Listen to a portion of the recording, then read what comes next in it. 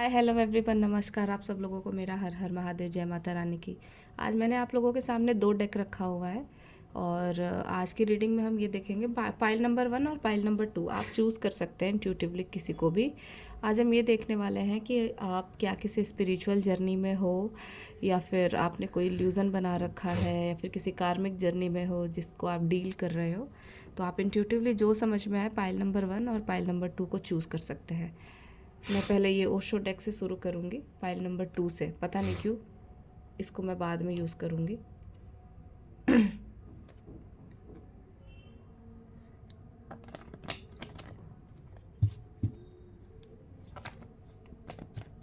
Cards please guide me.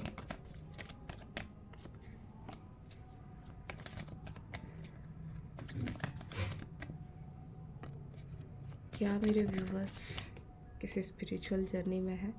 Got the lovers card.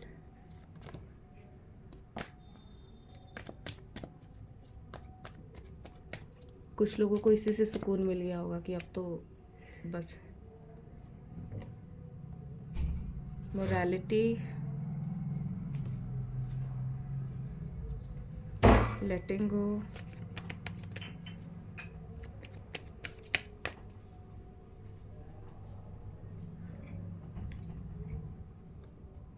Courage, the fool, bottom of the deck consciousness,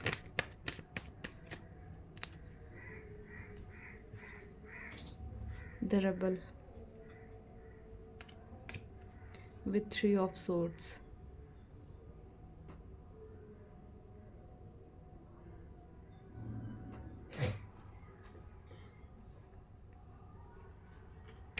देखो अभी ये जो deck किसी ने भी चुना हुआ है ना, तो या तो ये हायर लेवल ऑफ सोलमेट है या तो ये फिर ट्विन फ्लेम का कनेक्शन फॉर श्योर है। बिकॉज़ यहाँ पे पहला ही कार्ड जो था मेरे लवर्स कार्ड था, तो आई वॉज लाइक कि ठीक है, अभी इसके जो सेट बनेंगे वो कैसे बनते हैं। तो सेकंड कार्ड आप मोरालिटी का देख रहे हैं, फिर लेटिंग गो का देख रहे हैं, फिर करेज का देख रहे हैं, फूल विथ कॉन्शियसनेस। ये जो आप देख रहे हैं ना, लवर्स कार्ड के साथ जो कॉन्शियसनेस का कार्ड आया हुआ है, वो कहीं ना कहीं ये बता रहा है कि ये आपको आपके कॉन्शियसनेस से ही कनेक्ट करने के लिए आया है। ये आपको ट्रिगर इसलिए करता है कि आप अपने कॉन्शियसनेस से, अपने हायर पावर से आप जुड़ सके, अपने गुरु से, अपने मास्टर से आप कनेक्ट हो सके और जिस नॉलेज को उनको आपको देना है उस नॉलेज को आप ले सके। बिकॉज़ यहाँ पे देख रहे हैं आप, ये बुद्धा का कार्ड है। थर्ड आई चक्रा पे इनके लाइट भी जल रही है और ये अर्थ पे होने के बाद भी ये ऊपर ही है। तो ये कहीं ना कहीं आपको समझाते हैं कि इस तरीके से ही आपको अपनी लाइफ लीड करनी है। पर इससे पहले ये बंदा जो है ना, ये बंदा या बंदी जो भी है ना, आपको इतना बुरे तरीके से, पहले तो ये नो कांटेक्ट में है, बिल्कुल नो कांटेक्ट में है, कोई बात नहीं, कोई कनेक्शन नहीं, कुछ भी नहीं। मोरालिटी, लोग, समाज, सोसाइटी, ये सारी चीज़ें दिखा रहा है। ये कहीं ना कहीं आपको इसलिए दिखाया जा रहा है कि भाई जो समाज ने जो बना रखा है ना, वो एग्जिस्ट ही नहीं करता। 4 दिन की चांदनी है वो। तो इससे बाहर नहीं निकलोगे आप तो ये चीज़ आपको दिखाते ही रहेगा कि अपने कॉन्शियसनेस से जुड़ो, ये समाज की चीज़ों से कोई फ़र्क नहीं पड़ता। थर्ड कार्ड है हमारे पास लेटिंग गो विद द फूल का कार्ड। आप में से कुछ लोग ट्राई कर रहे हैं या फिर आपके पर्सन ट्राई कर रहे हैं कि इस इमोशन से कैसे भी करके बाहर निकला जाए। बिकॉज़ ये बहुत ज़्यादा हो रहा है। किसी भी चीज़ का ओवर होना, बहुत ज़्यादा होना आपके लिए नुकसान ही देता है। बिकॉज़ यहाँ पे इस पत्ते की इतनी औकात ही नहीं है कि वो इतने इमोशन को हैंडल कर पाए। तो वो ऑब्वियसली वो समुद्र में मिल जाएगा। इसी तरीके से ये कार्ड आपको बताने की कोशिश कर रहा है कि आपको हर चीज़ को बैलेंस में ही रखना है, बहुत ज़्यादा नहीं रखना। और अगर आप ये द फूल के कार्ड, जैसे यहाँ पे है फूल का कार्ड विद द रेबल और विद करेज, तो ये कहीं ना कहीं ये कार्ड जो है ना, लवर्स के कार्ड के नीचे आना, ये कहीं ना कहीं ये बता रहा है कि ये जो बंदा है ना, आपको ट्रिगर करके जो आगे बढ़ रहा है, वो आपको सिर्फ इतना सिखाना चाहता है कि ये देखो माउंटेन है, यहाँ पे खुद को भी उभारना और आपको भी आगे लेकर के चलना बहुत डिफ़िकल्ट है। पर वो साथ साथ हाथ पकड़ के नहीं चल सकते जब तक वो आपको ट्रिगर नहीं देंगे।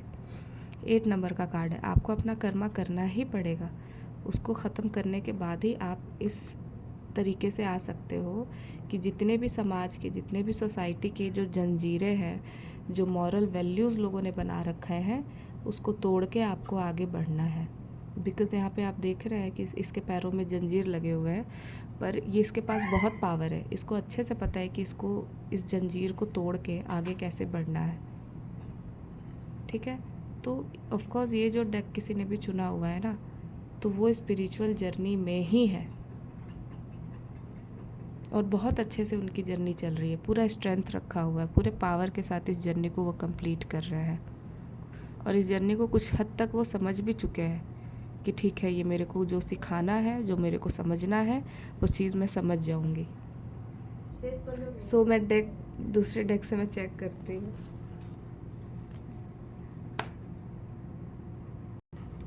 अब मैं डेक 1 को चूज़ करके इसकी एनर्जीज चेक करती हूँ, जो जिन्होंने डेक नंबर 1 चूज़ किया है।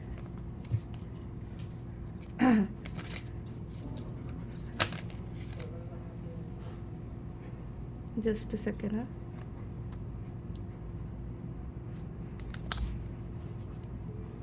मेरे व्यूअर्स क्या किसी स्पिरिचुअल जर्नी में है? Please guide me. Queen of cups, 3 of cups,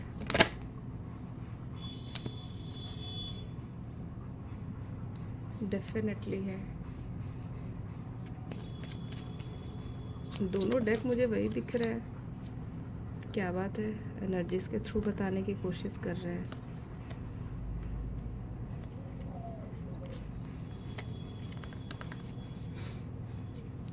ठीक है,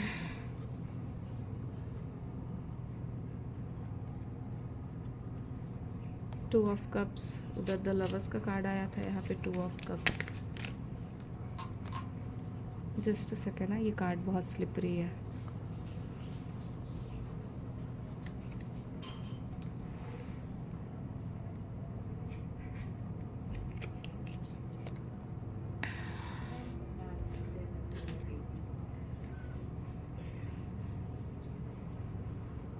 जजमेंट का कार्ड है bottom of the deck.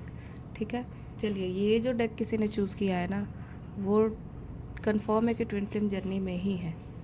Because यहाँ पे जजमेंट का कार्ड ऑलरेडी आ चुका है, बर्डन का कार्ड है हमारे पास, और द सन का भी कार्ड है। उस डेक से हमें द फूल का कार्ड निकला था, मेजर अरकाना। यहाँ से भी हमें द सन का कार्ड निकला है। देखिए, यहाँ पे क्वीन ऑफ कप्स है, 3 ऑफ कप्स, 10 ऑफ कप्स है, सिर्फ कप्स ही कप्स है। 2 ऑफ कप्स भी है और 10 ऑफ सोर्ड्स है। यहाँ पे ना किसी चीज़ की वजह से, किसी थर्ड पार्टी की वजह से किसी का हार्ट बहुत बुरी तरीके से टूटा हुआ है, या फिर किसी के पार्टनर ने किसी को बहुत बुरी तरीके से तोड़ा है, धोखा दिया है, या फिर कुछ भी है यहाँ पे जो आपके पार्टनर ने आपके साथ किया हुआ है। बिकॉज़ यहाँ पे क्वीन ऑफ कप्स का भी कार्ड आया हुआ है। कहीं ना कहीं मुझे ऐसा दिख रहा है कि आप किसी हायर स्पिरिचुअल जर्नी में हैं। यहाँ पे आप देख रहे हो कुंडलिनी ऊपर जा रही है, एंजल्स की बड़ी कृपा थी आपके ऊपर, पर यहाँ पे कुछ ना कुछ किसी का तो इन्वॉल्वमेंट हुआ है। या तो आप फैमिली ले सकते हो, या तो कोई फादर एलिमेंट हो सकता है, या तो कोई फीमेल हो सकती है, 3 ऑफ कप्स के भी कार्ड है, या तो कोई फ्रेंड सर्कल हो सकता है। कोई ना कोई ऐसा पर्सन ज़रूर है, थर्ड पार्टी, जो लाइफ में आपके इतने बुरी तरीके से घुसा हुआ है कि उसने ही उस हद तक ट्रिगर किया है कि आपके पार्टनर आपको छोड़ के गए हैं, धोखा दे के गए हैं, सडन कुछ ऐसा किया है जिस पे आपको ट्रस्ट नहीं हो पा रहा अभी भी। बट ये जो भी हुआ है ना, इसमें आपके पर्सन की कोई भी गलती नहीं है। बिकॉज़ यहाँ पे एक फैमिली का बर्डन मुझे दिख रहा है। यहाँ पे आप देख रहे हैं बर्डन लेकर के आपके पार्टनर,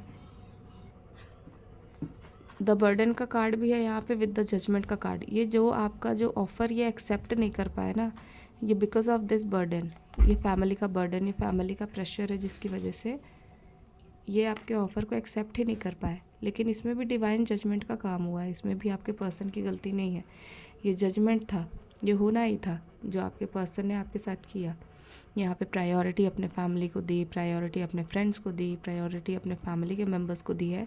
तो ये कहीं ना कहीं डिवाइन जजमेंट का काम है। इसी जजमेंट पीरियड की वजह से ये सारी चीज़ें हुई है, क्योंकि इनको ये बर्डन झेलना था अकेले। अभी तक तो हो सकता है कि आप इन लोगों का साथ दे रहे हो, बात कर रहे हो, तो इनको हीलिंग मिलती हो, पर अब ये बहुत ज़्यादा इनको एनर्जी नहीं मिल रही आपसे। तो ये आपसे अलग करना इसलिए ज़रूरी था ताकि वो इस बर्डन को समझ पाए कि यहाँ पे जब वो थे आपके साथ, तो वो सिर्फ़ और सिर्फ अनकंडीशनल लव था, और यहाँ से इनको सिर्फ़ और सिर्फ सोसाइटी के बर्डन मिल रहे हैं, सिर्फ़ और सिर्फ धक्का मिल रहा है, सिर्फ़ और सिर्फ झेल रहे हैं, स्ट्रगल कर रहे हैं। ये जजमेंट पीरियड इनको अकेले ही देखना था। ये dark night of the soul का कार्ड जो आया है ना, ये इनको अकेले ही देखना था। इसमें आपके पर्सन का और आपका कोई भी रोल नहीं है।